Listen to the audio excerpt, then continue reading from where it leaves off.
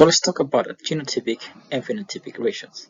So in the previous slide, the genotypic ratio is that one individual is going to have uppercase F, two individuals are going to have uppercase F, lowercase f, and one individual is going to have lowercase f, or in another way to put it, it's a 1 to 2 to 1 ratio.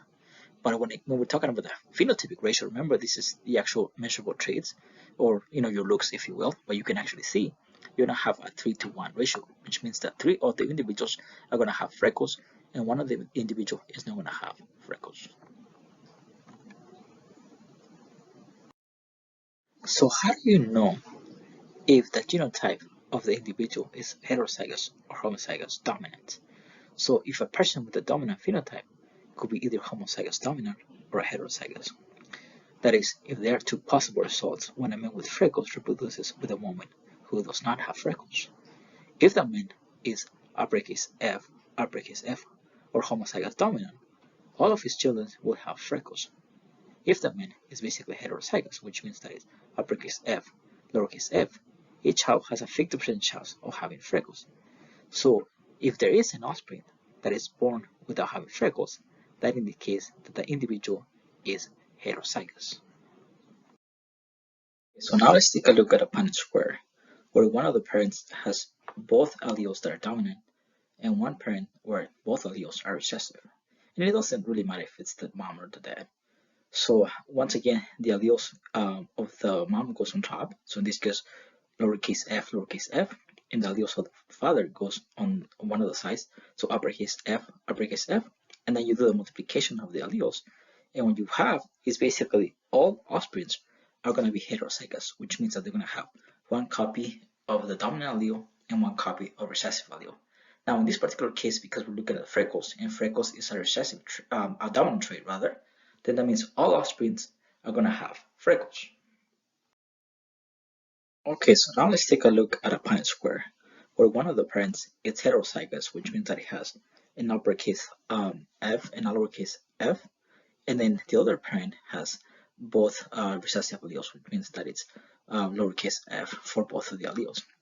Once again, when it comes to the Punnett square, the alleles of the mom goes on top, so lowercase f, and the alleles of the father goes to one side, so uppercase f and lowercase f.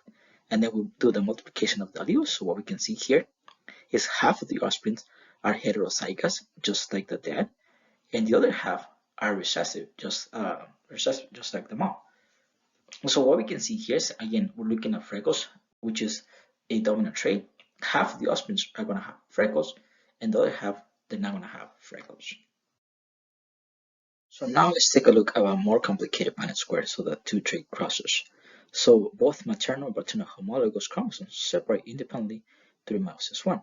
So here we're going to have all possible combinations of alleles that occur in the gametes. So here if we have a person with the genotypes uppercase F, uppercase S, lowercase s, will produce the following gametes.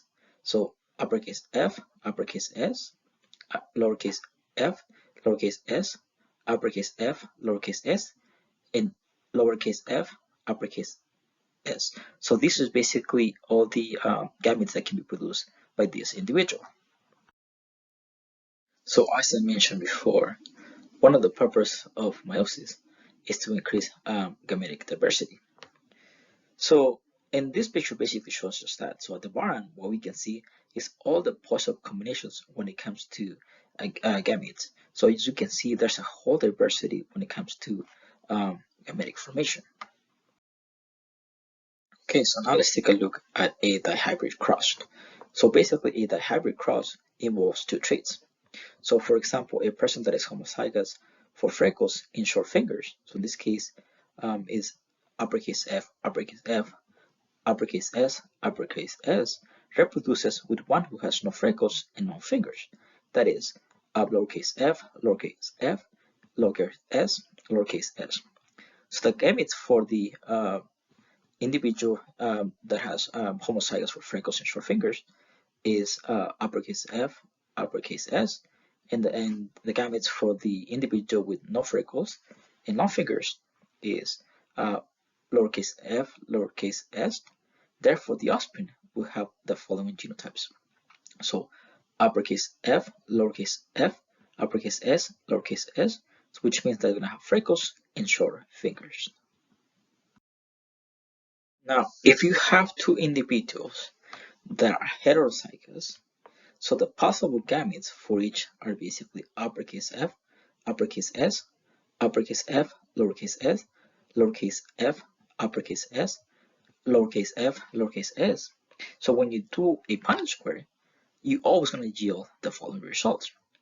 So 9 individuals with freckles and short fingers, 3 individuals with freckles and long fingers, 3 individuals with no freckles and short fingers, and 1 individual with no freckles and long fingers. And when we look at this, this is basically 9 to 3 to 3 to 1 phenotypic ratio, and it's always expected whenever you do a dihaploid cross, whenever you have two heterozygous individuals. Now let's take a look at the inheritance of genetic disorders. So many diseases occur as a result of mutations in DNA. And from the previous chapter, we basically learned that the mutation happens at the DNA level that's going to lead to a protein that doesn't have the proper shape. So the abnormal gene could be passed down in the sperm or the egg. So either the parent may or may not be affected, or simply basically there's a new mutation that may be passed on to the offspring. Now, if we have an autosomal dominant genetic disorder, then individuals that have the dominant allele will be affected. That is, individuals that are homozygous for the dominant allele, so uppercase A, or actually heterozygous, so uppercase A, lowercase a, will actually be affected by this disorder. On the other hand, if the disorder is autosomal recessive, that is, only individuals that are homozygous for the recessive allele will have the disorder. In this case, it's basically lowercase a, lowercase a. So a pedigree is actually useful to determine whether the condition is dominant or recessive. And it basically shows the pattern of inheritance. So let's take a look at how to do pedigrees. In a pedigree, males are represented by squares and females are represented by circles. So if the square or the circle is shaded, then that means that individual is affected. So a line between a square and a circle represents mating, and a vertical line going downwards leads to an offspring. If we are talking about an autosomal recessive trait, a carrier is a heterozygote, which means that it carries the recessive trait, but it's not going to be affected. With autosomal recessive traits, if both parents are affected, all the children will be affected. So the parents can pass on only recessive alleles, so that means that all children will also be homozygote recessive. If a condition is dominant, the parents can be heterozygous and they will be affected by the disease. A child can inherit a recessive allele from each parent and be unaffected. When a disorder is dominant, an affected child must have at least one affected parent.